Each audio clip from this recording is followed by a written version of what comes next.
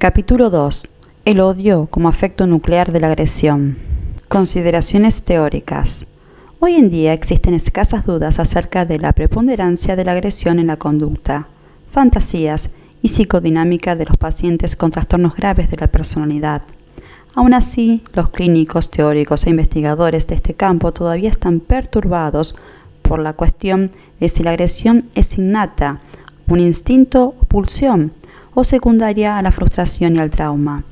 En otras palabras, ¿es la agresión el resultado de la experiencia temprana o de la constitución y la genética? Diversos estudios han mostrado que la exposición temprana a la violencia y al abuso físico, psicológico y sexual, en particular al incesto, es un dato significativamente más frecuente en pacientes con trastornos graves de la personalidad y en niños que se encuentran en alto riesgo de psicopatología, que en pacientes con trastornos más leves de la personalidad o en la población en general. Al mismo tiempo existe una creciente evidencia de que la anormalidad de los sistemas neuroquímicos y neurohormonales pueden estar relacionada con aspectos significativos de la patología de la personalidad, en particular con una propensión a la conducta imprudente y agresiva, lo que señala la importancia de los determinantes genéticos y constitucionales del temperamento, es decir, la disposición innata a cierto nivel de intensidad, ritmo y umbral de la respuesta afectiva. El temperamento también incluye patrones conductuales y cognitivos, genética y constitucionalmente determinados, como algunos rasgos específicos al rol de género. Al aceptar, en teoría, la posibilidad de que los factores genéticos y constitucionales, así como los ambientales y psicodinámicos, estén implicados, aún queda la cuestión de cómo conceptuar la agresión y comprender su implicación en el desarrollo de la psicopatología grave. La teoría contemporánea acerca del instinto biológico ha evolucionado hacia una visión integrada del instinto y el ambiente, conceptuando las disposiciones innatas como patrones de conducta que se activan bajo condiciones ambientales determinadas que conducen a la activación de una secuencia de conductas exploratorias y consumadoras. Tal cadena de eventos lleva a la organización general de secuencias conductuales conocida como instinto. Así, las disposiciones conductuales innatas y los disparadores ambientales en conjunto constituyen los elementos estructurales de la conducta instintiva. Los trabajos anteriores de Otto Kemper, el autor de este texto, ha arguido que esta conceptuación del instinto en la biología es aplicable a la teoría psicoanalítica, lo que conduce a un concepto de pulsiones como sistemas motivacionales instintivos y ambientales en combinación, de manera específica libido y agresión. Detrás de la distinción entre estos conceptos se encuentra la diferenciación correspondiente de Freud, quien, de hecho, distinguía entre instintos biológicos, conductas innatas, estables e invariables comunes a todos los individuos de una especie, y a lo que él nombraba pulsiones, motivaciones altamente individualizadas y evolutivamente consolidadas que constituyen los determinantes inconscientes de la vida psíquica y que se revelan en las representaciones mentales y en los afectos. Ya he propuesto que los afectos son los componentes instintivos de la conducta humana, disposiciones innatas comunes a todos los individuos que surgen en las etapas más iniciales del desarrollo y se organizan de manera gradual, como parte de las relaciones objetales tempranas, en afectos satisfactorios, gratificantes, placenteros o libido, como pulsión generalizada, y en afectos dolorosos, adversivos, negativos que a su vez se organizan en la forma de agresión como la pulsión generalizada. Dentro de esta idea, los afectos son los modos innatos, constitucional y genéticamente determinados de reacciones que se disparan en primera instancia por una diversidad de experiencias fisiológicas y corporales, y más adelante como resultado del desarrollo de relaciones objetales desde el principio de la vida y en adelante. Dentro de esta perspectiva, la cólera representa el afecto básico de la agresión como pulsión, y las vicisitudes de la cólera explican los orígenes del odio y de la envidia, así como del enojo y de la irritabilidad como estados de ánimo. De manera similar, el afecto de excitación sexual constituye el afecto nuclear de la libido, mismo que surge de manera lenta y gradual a partir del afecto primitivo de la euforia, producida inicialmente debido a las respuestas sensuales del lactante hacia el contacto corporal íntimo con la madre. A diferencia de Fairbairn y Kohut, quienes conceptuaban a la agresión como secundaria a la frustración de la necesidad de amor, mi punto de vista es que las capacidades tanto para el amor como para el odio son innatas y que ambas requieren de activación y de desarrollos ambientales, objetos en esencia.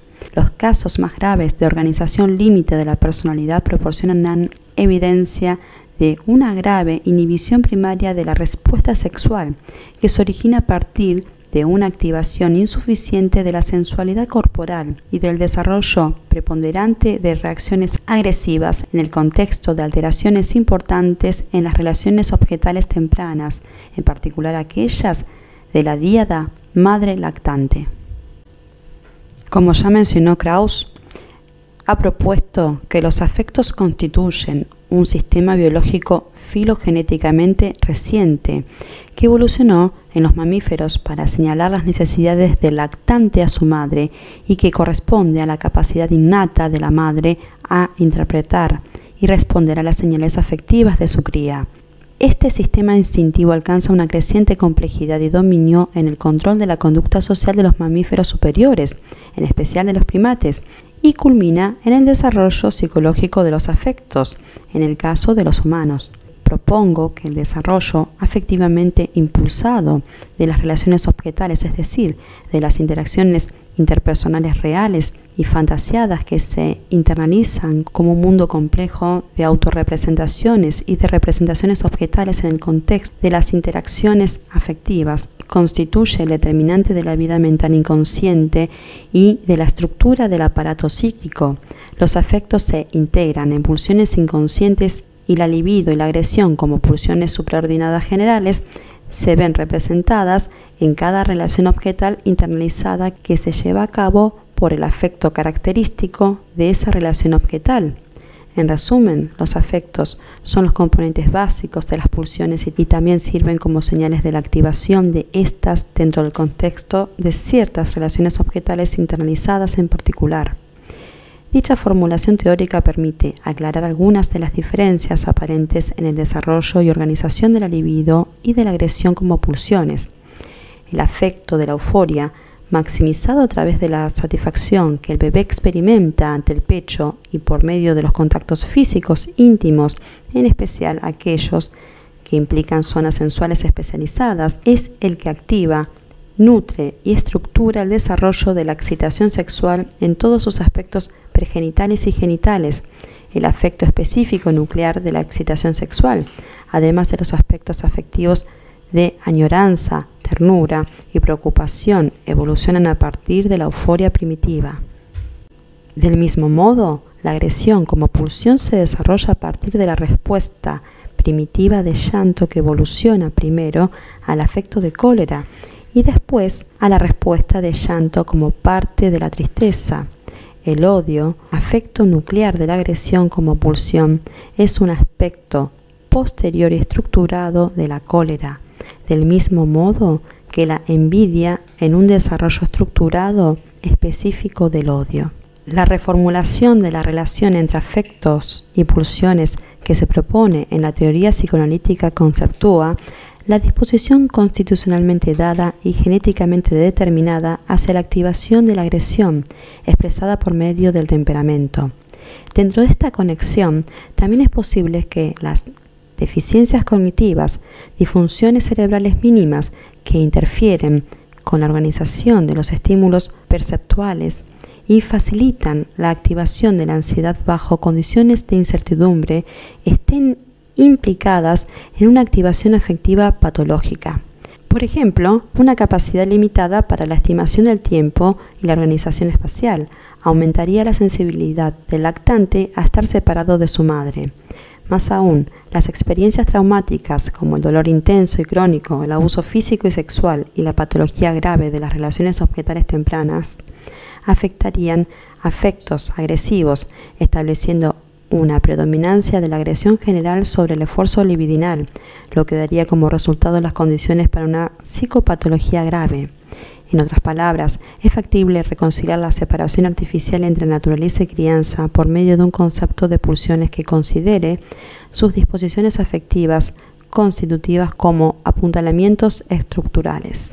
Es sostenido que el desarrollo libidinal dentro de las relaciones lactante-madre presupone una disposición innata del primero hacia la vinculación, que requiere de estimulación externa para activarse, y que el mismo razonamiento aplica al desarrollo de la cólera y de la protesta iracunda, cuando las circunstancias externas frustran las necesidades o deseos del lactante. En ambos casos, una disposición interna hacia una respuesta de afecto máximo se ve actualizada por estímulos ambientales, el objeto proveedor de cuidados. Al interior de cada una de estas respuestas básicas se encuentran afectos primitivos. Creo que desde el inicio de las relaciones objetales, la experiencia del sí mismo relacionándose con un objeto durante estados afectivos intensos genera un mundo intrapsíquico de relaciones objetales afectivamente investidas, mismas que poseen una cualidad placentera o adversiva. Las experiencias psíquicas básicas que constituirán el inconsciente dinámico son relaciones diádicas entre la autorrepresentación y la representación del objeto en un contexto de euforia o cólera extremas. Los estados mentales simbióticos, es decir, las experiencias de euforia, dentro de las cuales se cristaliza una fantasía inconsciente de unión o fusión entre el sí mismo y el objeto, se asocian fácilmente con las implicaciones psíquicas del bebé, quien encuentra satisfacción en el pecho o en la euforia del bebé en contacto visual con la cara sonriente de su madre. El que los estados de cólera intensa también impliquen una experiencia de fusión entre el sí mismo y el objeto bajo el control de tan intenso afecto es una conclusión que se deriva del análisis de la transferencia de pacientes que padecen psicopatologías graves caracterizadas por una agresión intensa. Los afectos primitivos son sistemas motivacionales primarios que proporcionan una perspectiva cognitiva integrada del mundo total de la experiencia momentánea en relación con la naturaleza gratificante o adversiva de dicha experiencia, con la implicación de un deseo de acercarse a la fuente de placer, de huir de ella o destruir la fuente de displacer. Los afectos siempre incluyen un componente cognitivo, una experiencia subjetiva de naturaleza altamente placentera o displacentera, fenómenos de descarga neurovegetativa, activación psicomotora y, de manera crucial, un patrón distintivo de expresiones faciales que cumplen con una función comunicativa como el proveedor de cuidados. Desde esta perspectiva de afectos como partes de un sistema de comunicación primaria, desempeñan una función biológica básica que reemplaza los sistemas de regulación fisiológica más primitivos. Una capacidad innata para interpretar las implicaciones afectivas de las expresiones faciales del cuidador primario completa el sistema primitivo de comunicación del lactante, el cual resulta esencial para la vinculación dentro del terreno conductual y para la construcción de un mundo internalizado de relaciones objetales en el ámbito intrapsíquico. Tal facultad complementa a la capacidad innata del lactante para manifestar patrones motores faciales específicos que expresen sus cambiantes estados afectivos. Este sistema inicial de comunicación cumple con una función esencial en la organización de los afectos tempranos.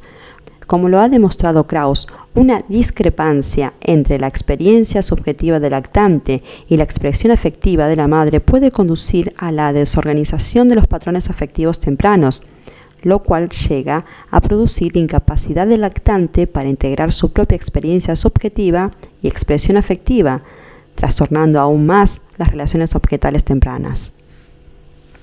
En resumen, la activación afectiva temprana inicia la relación objetal del lactante con la madre.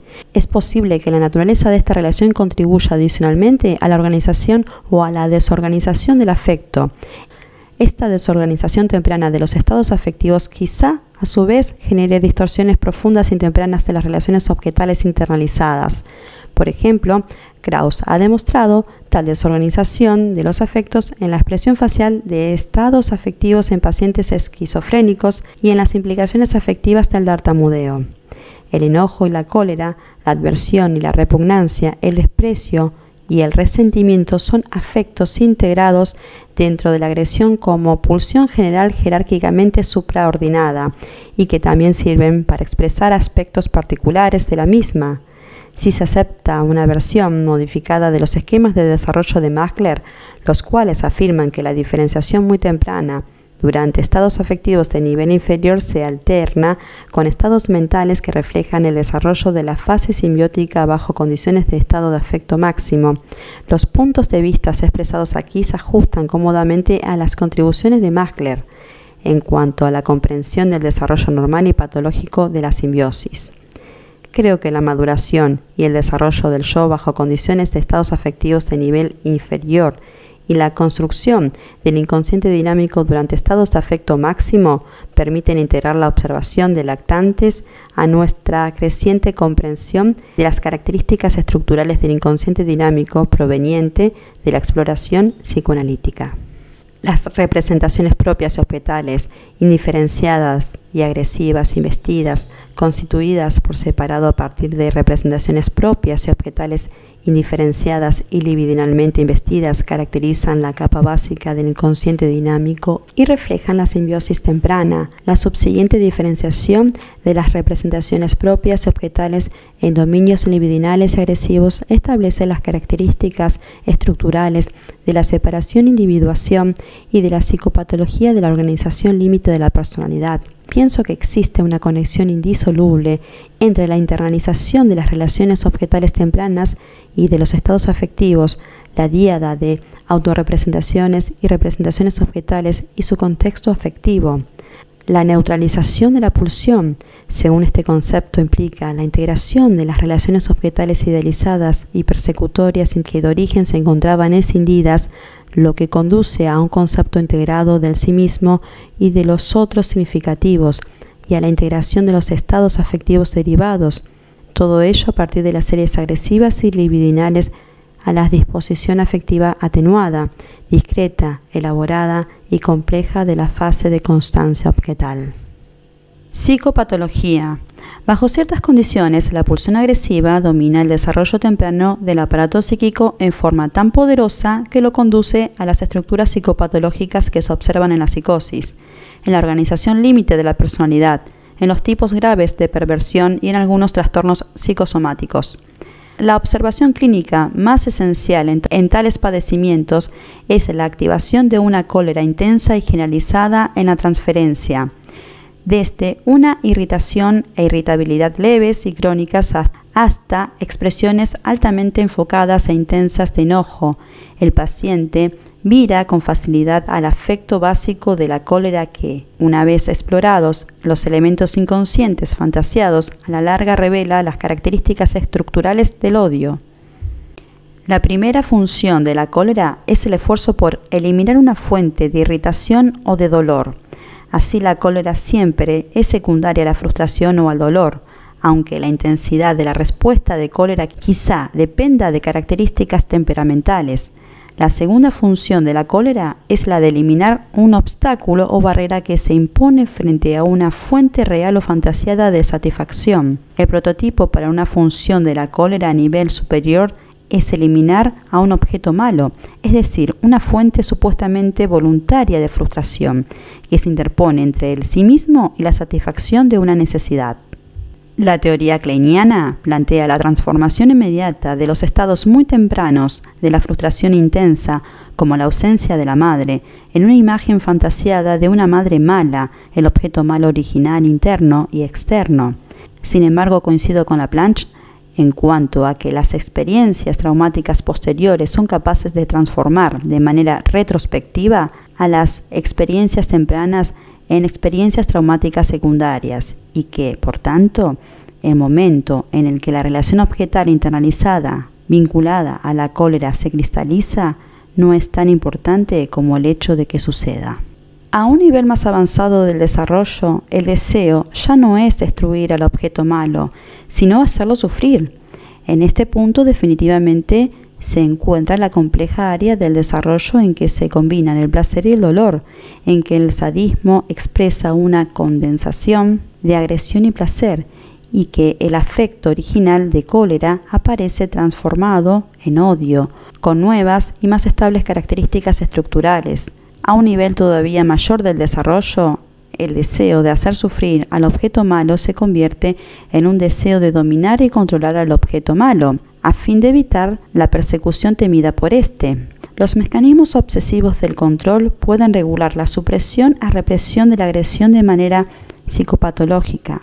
Por último, en ciertos aspectos sublimados de la respuesta agresiva, la búsqueda de autonomía y de autoafirmación, de libertad del control externo, refleja características de las implicaciones originales de la autoafirmación de la cólera. El planteamiento presentado aquí es que el odio es un derivado complejo y estructurado del afecto de la cólera, el cual expresa un deseo de destruir a un objeto malo, de hacerlo sufrir o de controlarlo. A diferencia de la calidad aguda, transitoria y desorganizada de la cólera, el odio es un afecto crónico, estable y por lo general caracterológicamente anclado o estructurado. La relación objetal que marca a este afecto expresa de manera concreta el deseo de destruir o dominar al objeto. Una consecuencia casi inevitable del odio es su justificación como venganza hacia el objeto frustrante. El deseo de venganza es típico del odio. Por lo general, los temores paranoides de represalias también acompañan a este odio intenso, de modo que las características paranoides, el deseo de venganza y el sadismo van de la mano. Una complicación del odio surge del hecho de que la frustración y satisfacción muy tempranas se experimentan como provenientes de la misma fuente. Esto conduce a la psicopatología de la envidia, que Klein explicó como una manifestación principal de la agresión humana. El bebé experimenta la frustración muy temprana, en términos de Klein, la ausencia del pecho bueno, como si el pecho se negase a darse, proyectando de manera subyacente sobre el pecho su reacción agresiva ante esa frustración. La agresión del bebé se transforma en deseos codiciosos de incorporar el pecho frustrante que se experimenta como si codiciosamente se negara a darse. Por otra parte, se desarrolla odio hacia el pecho que agresivamente se niega a darse y sus contenidos fantasiados se estropean y destruyen. Es posible que surja un círculo vicioso en donde el pecho destruido y destructivo se experimente en forma persecutoria, con lo que se exagera y prolonga la experiencia de frustración y cólera. Aquí reside el origen de la envidia, la necesidad de estropear y destruir al objeto que también es necesario para la supervivencia y que al final de cuentas es el objeto amado. La introyección de la imagen de un pecho estropeado y destruido conduce a una sensación de vacío y destrucción, capaz de dañar la introyección anterior del pecho bueno que se perdió, de modo que los afectos de la envidia y del desarrollo relacionado con la codicia corroen tanto al objeto bueno externo como al objeto bueno interno. El estudio clínico de pacientes con trastorno narcisista de la personalidad comúnmente revela a la envidia, inconsciente y consciente, como la expresión afectiva principal de la agresión.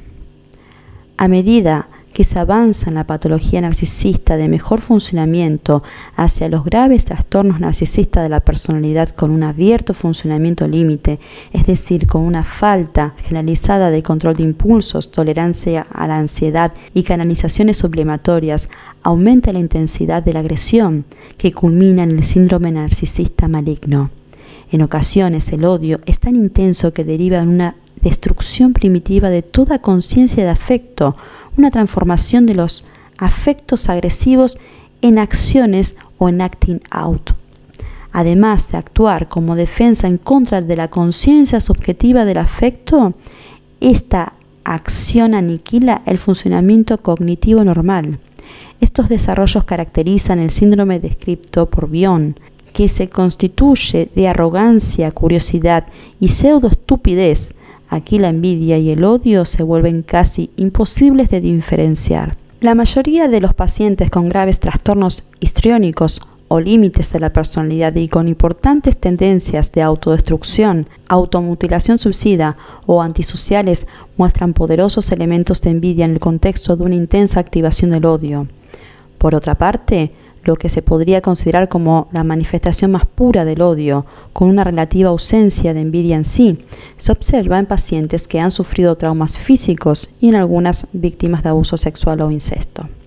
Lo que es notable en este contexto es que mientras mayor sea la envidia, con mayor intensidad se percibirá a la persona envidiada como alguien que posee cualidades altamente deseables o buenas. En otras palabras, el objeto del odio se experimenta como poseedor, en ciertas maneras, de la bondad que el paciente extraña y desea para sí mismo.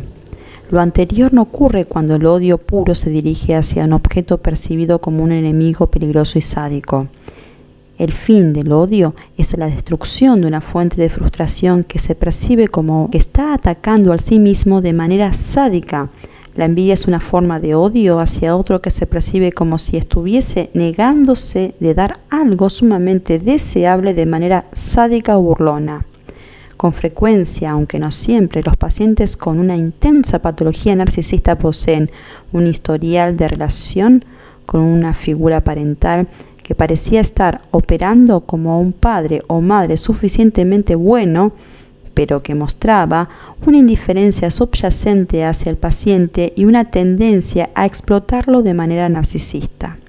Es posible, por ejemplo, que el padre o madre estuviesen utilizando al paciente como fuente de admiración, al mismo tiempo de estar fomentando en él la satisfacción de ser un objeto admirado.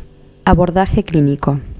Así, el odio surge como el derivado más primitivo y directo de la cólera, en respuesta a la experiencia de sufrimiento, dolor o agresión. La envidia surge como una forma especial de odio bajo condiciones de una relación en la que los aspectos altamente deseables y burlonamente retenidos del objeto complican la experiencia de la frustración colérica. Desde el punto de vista clínico, el esclarecimiento de las sutiles diferencias entre estos afectos y su impacto sobre la transferencia es el aspecto crucial del trabajo psicoanalítico y psicoterapéutico con los trastornos graves de la personalidad. El primer paso en el abordaje es ayudar al paciente a concientizarse de la intensidad de su odio y envidia, lo que a su vez será un reto para la disposición contratransferencial del terapeuta. Su capacidad emocional para sostener y cognitiva para contener el odio que el paciente debe expresar en acciones o en somatizaciones, en lugar de tolerarlo como experiencia psíquica, converge con el uso creativo que el terapeuta haga de su conciencia contratransferencial. En el segundo paso terapéutico, el paciente requerirá de ayuda para reconocer los aspectos intensos, dolorosos y en ocasiones humillantes del odio o de la envidia. También para reconocer el placer sádico que proporciona el acting out del odio y de la envidia, que puede ser una fuente fundamental en la compulsión de la repetición de tal conducta. En el tercer paso, a la larga, el paciente tendrá que aprender a tolerar los sentimientos de culpa que surjan al reconocer que su ofensiva en contra del objeto malo es al mismo tiempo un ataque en contra del objeto potencialmente bueno y útil. En ocasiones, el ataque implacable del paciente hacia el terapeuta corresponde a una esperanza inconsciente de que, con el tiempo, detrás del objeto malo proyectado surgirá un objeto bueno ideal que desactivará la situación. Es en extremo difícil que el paciente reconozca que su conducta interfiere de forma consistente con la satisfacción de sus deseos más profundos. La ascendencia de transferencias depresivas después de la translaboración exitosa de las transferencias antisociales y paranoides es un aspecto muy doloroso pero esencial del tratamiento. La envidia, que es la manifestación más típica de la agresión en la transferencia de las personalidades narcisistas, se expresa como envidia inconsciente del analista que es percibido como un objeto bueno e incorporación codiciosa de lo que el analista tiene que ofrecer. Situaciones que conducen a una sensación de vacío y de frustración. La envidia inconsciente en la situación analítica es una fuente significativa de la reacción terapéutica negativa, más primitiva y grave que la culpa inconsciente, la cual expresa conflictos y presiones superyoicas más avanzadas, la envidia inconsciente que se proyecta sobre el analista y que se introyecta de nuevo a las funciones superyoicas puede conducir a una envidia inconsciente dirigida hacia el sí mismo. Otra consecuencia de la fijación estructural de la cólera en forma de odio es la identificación inconsciente con el objeto odiado. Puesto que la relación objetal internalizada de odio es la de un sí mismo frustrado, empobrecido y dolido que se relaciona con un objeto poderoso, retentivo, burlón y sádico, la identificación inconsciente, tanto como la víctima como del victimario, intensifica la relación real con el objeto frustrante. Lo anterior origina en la realidad una dependencia elevada hacia el objeto odiado a fin de influirlo, controlarlo o castigarlo o para transformarlo en objeto bueno. Al mismo tiempo conduce a una tendencia inconsciente hacia repetir la relación con el objeto odiado por medio de invertir roles, convirtiéndose en el objeto dominante, burlón y frustrante que maltrata a otro objeto sobre el cual se ha proyectado la autorrepresentación. Los niños descritos por Fairbairn y Galenson ilustran este mecanismo básico de identificación con el agresor por medio de su conducta burlona. El trauma, como experiencia real de conducta sádica de parte de un objeto necesitado e ineludible, modela de manera instantánea la reacción de cólera en odio hacia el objeto sádico.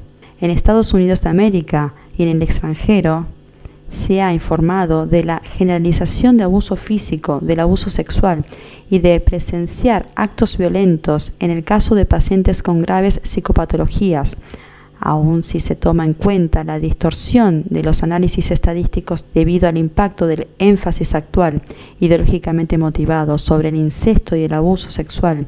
La evidencia a favor de tal abuso como factor etiológico significativo en los trastornos graves de la personalidad es convincente.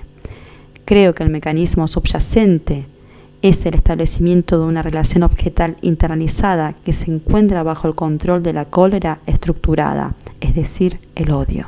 Cuando el odio domina un mundo inconsciente de relaciones objetales internalizadas de manera abrumadora, persisten las primitivas operaciones de decisión, lo que da por resultado una organización límite de la personalidad, caracterizadas por un mundo interno de relaciones objetales idealizadas y persecutorias en donde dominan las últimas.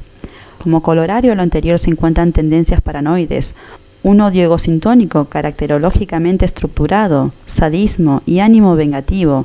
Se realizan esfuerzos disociados por escapar de un mundo persecutorio por medio de idealizaciones ilusorias y disociadas. Entonces, bajo condiciones traumáticas, los mecanismos básicos incluirían la transformación inmediata del dolor en cólera y de la cólera en odio. El odio consolida la identificación inconsciente con la víctima y con el victimario. La manifestación clínica más importante del dominio del odio en la transferencia es la atribución que el paciente hace al terapeuta de un grado intenso e implacable de odio. Por medio de la identificación proyectiva, se representa el mundo interno de torturador y torturado, de tirano y esclavo. El terapeuta se le asigna el rol de tirano sádico y el paciente hace esfuerzos inconscientes por provocarlo a que tome ese papel, induciendo condiciones en la contratransferencia que a la larga tienden a activar cualquier receptividad de rol que el terapeuta posea con el propósito de satisfacer las expectativas temerosas del paciente y a fin de controlarlo para limitar su peligrosidad. Bajo condiciones extremas, típicamente observadas en el pánico y ataques coléricos de los individuos esquizofrénicos y también con la regresión transferencial de los pacientes límites, el temor del paciente hacia su propio odio y hacia el odio que ha proyectado sobre el terapeuta es tal que la realidad en sí se vuelve intolerable. Si bajo condiciones de regresión simbiótica, en la transferencia o incluso en la activación intensa de una identificación proyectiva en condiciones no simbióticas, el mundo es un mar de odio, bloquear la conciencia de la realidad es el mecanismo más primitivo y dominante para lidiar con esta situación. Lo anterior quizá conduzca a estados de confusión psicótica o en pacientes no psicóticos, en una transformación maligna de la díada terapeuta-paciente en la que se suprime todo tipo de comunicación franca y prevalece en lo que el autor de este texto llama transferencias psicopáticas. El paciente es engañoso y espera que el terapeuta lo sea también. Todo tipo de comunicación adquiere una cualidad de pseudocomunicación y las violentas tormentas afectivas se expresan en formas disociadas.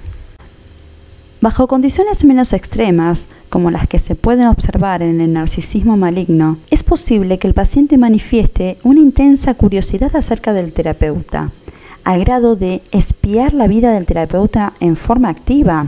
El paciente demuestra consistentemente arrogancia y desdén hacia el terapeuta, así como una incapacidad de llevar a cabo una comunicación cognitiva, lo que llega a equipararse a una forma de pseudoestupidez. En un trabajo anterior, describí cómo la translaboración gradual de tales condiciones en la transferencia puede llevar al paciente a la larga a tolerar su odio en lugar de tener que proyectarlo, de modo que la tolerancia consciente del odio se puede expresar en la forma de ataques de júbilo, insultos, desprecio y burla hacia el terapeuta, que gradualmente se puede rastrear hasta sus orígenes o situaciones traumáticas del pasado, y a la intensa envidia del terapeuta como un individuo que no se encuentra controlado por el mismo mundo aterrorizante que controla al paciente. Otra manifestación de odio primitivo que el paciente no puede tolerar de manera consciente es la transformación del odio en una somatización en forma de automutilación primitiva. Tales pacientes se mutilan a sí mismos de manera crónica, se pellizcan la piel o mucosas y presentan otros patrones de conducta sadomasoquista primitiva. Las tendencias suicidas caracterológicamente ancladas en los pacientes límites son otra expresión del odio autodirigido. La personalidad antisocial en sí se puede concebir como una estructura de la personalidad que está tan dominada por el odio que las idealizaciones escindidas y primitivas ya no son posibles. El mundo se encuentra poblado exclusivamente por perseguidores, odiados, odiosos y sádicos. En un mundo así de aterrorizante, uno solo puede triunfar convirtiéndose en perseguidor, única alternativa a la destrucción y al suicidio. Bajo condiciones más leves, la identificación inconsciente con el objeto odiado y su traducción caracterológica en tendencias antisociales, crueldad, desprecio y sadismo, se pueden presentar en una variedad de formas. Una perversión sádica restringida y encapsulada puede representar uno de los resultados de estos conflictos. Como señaló Stoller, la excitación sexual siempre incluye un elemento de agresión y una perversión organizada expresa la necesidad de deshacer en la fantasía un trauma o humillación del pasado que se experimentó en el terreno de lo sexual. En formas caracterológicas aún menos graves de odio, las implicaciones sádicas de ciertas estructuras obsesivo-compulsivas de la personalidad contienen esta dinámica. También se presentan en ciertas estructuras de la personalidad conformaciones reactivas en contra de la dependencia, expresando el temor inconsciente de que todas las relaciones de dependencia impliquen una sumisión a un objeto sádico. Las formaciones reactivas masoquistas en contra de la identificación de un objeto odioso internalizado en el superyo reflejan resultados menos graves de estas dinámicas. Con mucha frecuencia, la internalización de un objeto odiado y sádico en el superyo se puede manifestar como moralismo sádico, la tendencia hacia la indignación justificada y la crueldad moralista. A un nivel sublimado de la transformación del odio, la asertividad, la valentía, el juicio independiente, la inquietud moral, incluso la capacidad de sacrificio personal pueden incluir, bajo exploración analítica, rastros de las dinámicas que aquí se examinan. Abuso sexual y físico. El incesto como trauma ha recibido mucha atención reciente y el estudio analítico de sus víctimas ilustra la dinámica básica de la internalización de una relación objetal dominada por el odio.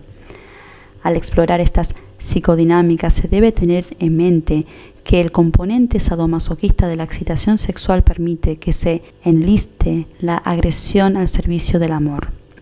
Sin embargo, cuando la respuesta sexual se ve abrumada por la cólera y por el odio, esta respuesta se puede transformar en sadomasoquismo sexual, donde el amor se enlista al servicio de la agresión, es decir, el coito llega a convertirse en una satisfacción simbólica de tendencias sadomasoquistas, replicando en el área sexual las interacciones ya descritas en las relaciones dominadas por el odio.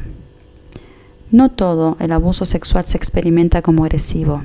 La sexualidad infantil inconsciente, la excitación, la satisfacción y el triunfo que resulta del rompimiento de las barreras edípicas y la culpa que este triunfo produce complican los efectos psicopatológicos del abuso sexual. Sin embargo, la distorsión de las estructuras superyoicas que se origina cuando ocurre el incesto transgeneracional, en particular entre padres e hijos, destruye el potencial para la integración de las imágenes parentales sádicas en el superyo.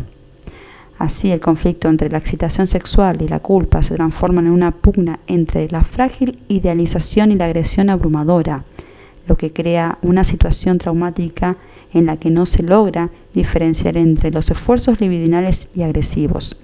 Es posible que se confunda la identificación inconsciente con el victimario y la víctima, la compulsión a la repetición de las víctimas del incesto que transforman su vida sexual posterior en una cadena de experiencias traumatofílicas, con frecuencia dificulta determinar si el paciente fue la víctima o el victimario.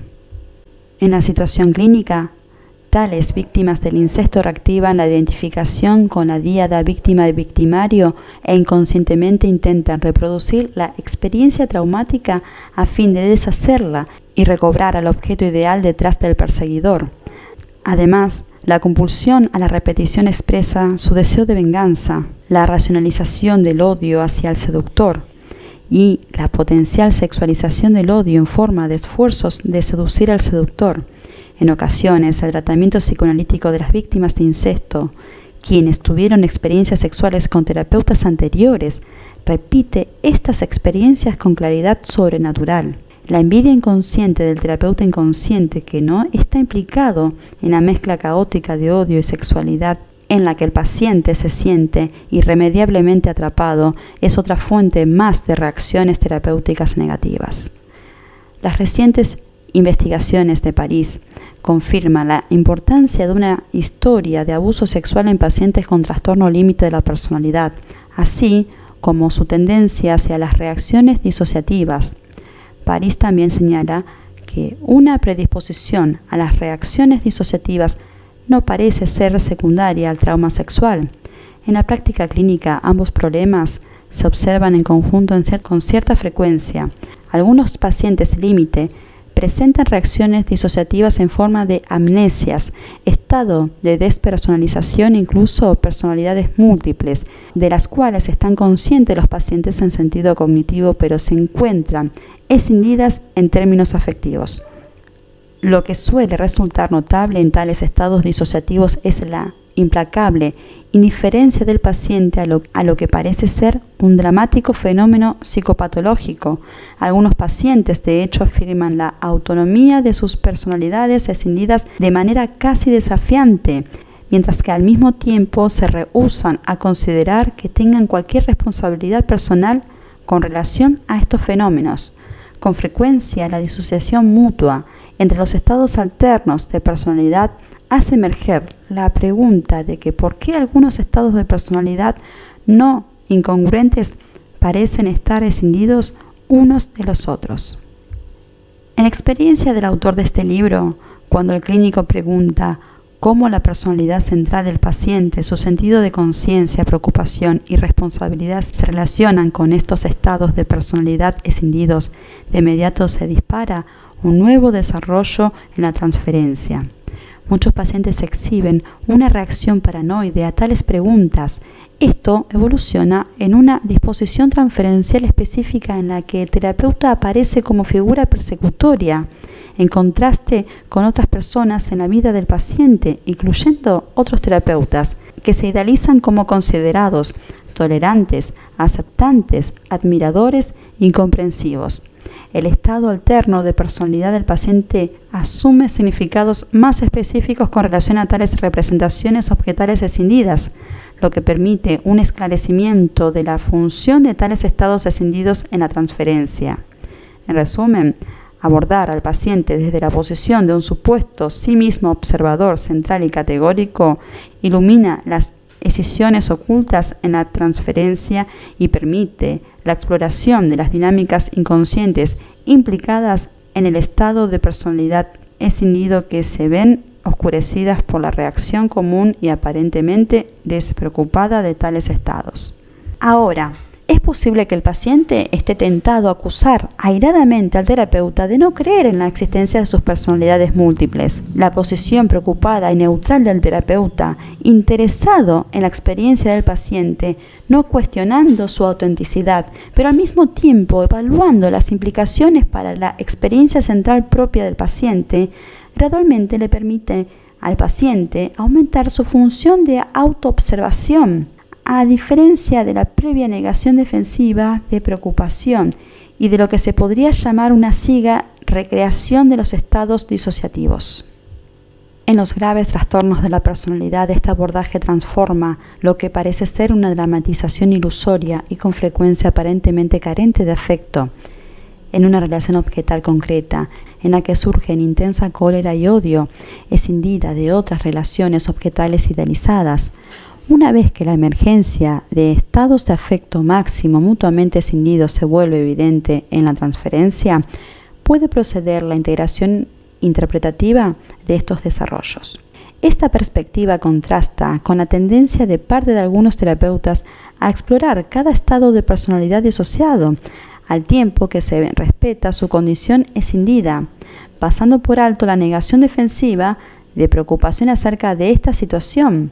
Tal abordaje tiende a prolongar la condición disociativa en sí de manera innecesaria e incluso puede empeorarla.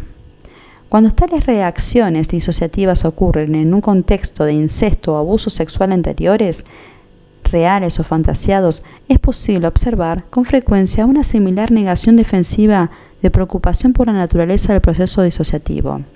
Tal desarrollo contrasta notablemente con los casos en que, bajo la exploración psicoanalítica, se revelan memorias reprimidas de abuso sexual anterior, incluyendo incesto, lo cual lleva a una reacción emocional traumática que tiñe la relación psicoterapéutica, tal vez durante varios meses, mientras se traslabora de manera gradual. En este último caso es posible que surjan las características del síndrome de estrés postraumático en la relación psicoterapéutica. El paciente muestra una grave preocupación por sí mismo, una intensa ambivalencia en relación con el abusador y una ambivalencia en cuanto a su sexualidad pasada y presente. La elaboración de tal tipo de recuperación traumática de la memoria contrasta de manera importante con la evocación repetitiva a largo plazo de las pasadas experiencias sexuales traumáticas en contexto de una expresión actual de odio, repugnancia y repulsión que se asocia con la vida sexual del paciente en general o con todas las personas del mismo género del agente traumático. En estos casos, en particular cuando las traumáticas memorias sexuales aparecen repetidamente en el contexto de estados disociativos del yo, también llega a presentarse una característica falta de preocupación, negación o una drástica indiferencia hacia el proceso disociativo. Es posible que el paciente insista en involucrar al terapeuta como testigo o figura de apoyo en su lucha contra un objeto sexual odiado y temido. En la transferencia, quizás el terapeuta sea identificado ya sea como el objeto abusador o como un ayudante conspirador. Por ejemplo, la madre como espectador inocente quien, en formas sutiles o no tan sutiles, protegía a un padre incestuoso. Aquí, de nuevo, el mundo parece escindirse entre los que apoyan al objeto traumatizante y aquellos que apoyan los deseos del paciente de una campaña vengativa en contra de dicho objeto. Debido a las actuales preocupaciones acerca del abuso sexual, el mundo escindido de relaciones objetales del paciente se puede racionalizar en una ideología convencional que confirma y conserva su condición de víctima. He encontrado que es de gran utilidad preguntar al paciente qué es lo que mantiene vivo el odio dentro de su vida y cuáles son las funciones de éste en sus conflictos actuales. Cuando el hecho del abuso sexual pasado no es claro, aún en la mente del paciente, es posible que éste demande que el terapeuta confirme sus sospechas. Con frecuencia, la posición del terapeuta en cuanto a que las experiencias del paciente son reales en su calidad presente y que a la larga el paciente mismo podrá esclarecer y lograr una comprensión y control sobre su pasado interno, hace que surjan la misma intensidad de sospecha y de cólera en la transferencia, como lo hacen los intentos por aclarar la relación entre la experiencia central propia del paciente y un estado disociativo. En otras palabras, es posible que el paciente no consiga tolerar la postura preocupada pero neutral del terapeuta, que va en contra de la necesidad imperiosa de dividir al mundo en aliados y enemigos. A la larga y bajo condiciones óptimas, la interpretación consistente del terapeuta sobre la necesidad del paciente de conservar tal escisión en sus relaciones permitirá que se haga un enfoque más preciso de la recreación de la relación entre victimario y víctima, con frecuencia inversiones de roles en la transferencia. Ello permite el análisis de la identificación inconsciente del paciente con el rol tanto de victimario como de víctima, como la dinámica principal que sustenta el odio caracterológicamente anclado. Una consecuencia positiva de este abordaje terapéutico es la liberación gradual en la vida del paciente de la infiltración del odio no reconocido y no metabolizado. La repulsión que sienten muchas de las víctimas del abuso sexual temprano hacia la sexualidad tiene varias causas. La invasión de sus límites psíquicos y físicos es experimentada como un ataque violento. La transformación de una persona que se encuentra en una función parental en abusador sexual se percibe como una traición sádica, además de que desorganiza el desarrollo temprano de un superyo integrado aunque primitivo. La reproyección de precursores superyoicos persecutorios tempranos en forma de tendencias paranoides intensifica aún más las implicaciones agresivas de un ataque sexual y debilita la posibilidad de cualquier tipo de relación de confianza. La culpa inconsciente que surge de la activación de los impulsos sexuales del propio paciente en el contexto de una seducción y abusos sexuales aumenta esta repulsión hacia todo tipo de sexualidad, además de incrementar la tentación de reproyectar tales sentimientos de culpa, reforzando así la aproximación paranoide del paciente a los objetos sexuales y la represión de deseos, fantasías y experiencias sexuales. Si las víctimas traumatizadas en campos de concentración o de tortura deben volver a enfrentarse a la conciencia de sus propias tendencias sádicas a medida que descubren su identificación inconsciente tanto con la víctima como con el victimario, las víctimas de abuso sexual deben volver a enfrentarse a la conciencia de su propia sexualidad en la identificación inconsciente, tanto con el sí mismo como con el objeto de la experiencia traumática. El tratamiento no queda completo a menos que se logre tal enfrentamiento. La comprensión de Stoller acerca de la naturaleza de la excitación erótica como función temprana de la experiencia sensual y de la identificación inconsciente con un objeto agresivo, en otras palabras, los orígenes eróticos del sadomasoquismo polimorfo y perverso, es relevante en esta situación.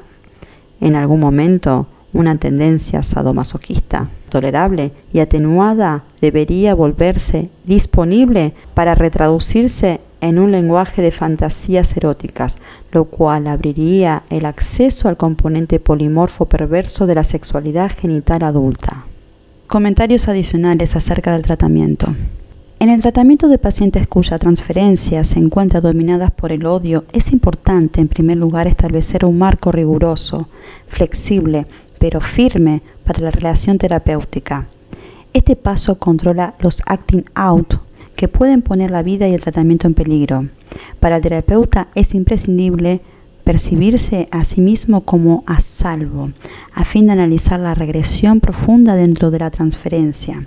Establecer un contrato para pacientes suicidas que se encuentran involucrados en conductas sexuales peligrosas o en otros tipos de destructividad o de autodestructividad alienta a la expresión del odio en la transferencia más que a través de los canales alternativos de somatización o del acting out, como ha señalado Grimm. Es de extrema importancia facilitar la transformación de la somatización y del acting out a una experiencia psíquica dentro de la transferencia. Cuando existe una distorsión de la comunicación verbal, es necesario primero resolver las transferencias psicopáticas, es decir, el engaño en la comunicación se debe reducir lo suficiente como para que surjan las tendencias paranoides subyacentes de manera más clara y para que sea posible su traslaboración. El terapeuta debe permanecer alerta a la activación del paradigma víctima-victimario, analizando esta relación diádica en la transferencia a medida que se repite, una y otra vez con inversiones de roles. Lo anterior requiere que el terapeuta esté extremadamente atento a las contratransferencias. Pueden alternarse las dolorosas experiencias del terapeuta mismo como víctima y la tentación de hacer un acting out de las fuertes y agresivas reacciones contratransferenciales como victimario. Es de especial importancia protegerse en contra de las tendencias a evitar el análisis de la identificación del paciente con el agresor en el tratamiento de las víctimas del abuso. Tratar al paciente como víctima de manera consistente es facilitar la proyección del rol del agresor hacia el exterior de la transferencia. Esto perpetúa una situación transferencial idealizada que se encuentra disociada de la diada básica, controlada por el odio, con lo que se perpetúa la psicopatología del paciente. He encontrado que el análisis de la envidia inconsciente como manifestación específica del odio caracterológico es de particular relevancia bajo ciertas condiciones clínicas. 1. En conexión con las generalizadas defensas en contra de la dependencia y de la regresión en la transferencia típicas de la personalidad narcisista. 2. En presencia de fuertes reacciones terapéuticas negativas que no se basan en un inconsciente sentido de culpa. 3. Ante pacientes que muestran una aparente dependencia y una incorporación codiciosa de cualquier cosa que provenga del analista, junto con una sorprendente incapacidad de aprender a partir de la experiencia y un persistente sentido de vaciedad en la situación analítica. 4. Cuando aparecen una ambición desmesurada y una búsqueda de poder en combinación con una devaluación propia y depresión que se disparan con facilidad por la falta de satisfacción de las expectativas. 5. Ante las inhibiciones habituales de los intereses creativos. 6. Cuando los conflictos inconscientes que implican el temor a la humillación y a la vergüenza se combinan con temores paranoides de actitudes potencialmente envidiosas y persecutorias del mundo circundante. 7. Finalmente, cuando los pacientes continúan siendo incapaces de permitir que crezcan ideas y sentimientos como consecuencia del intercambio psicoanalítico, no confían en la supervivencia de la bondad en sus corazones y no pueden de manera simbólica nutrirse a sí mismos.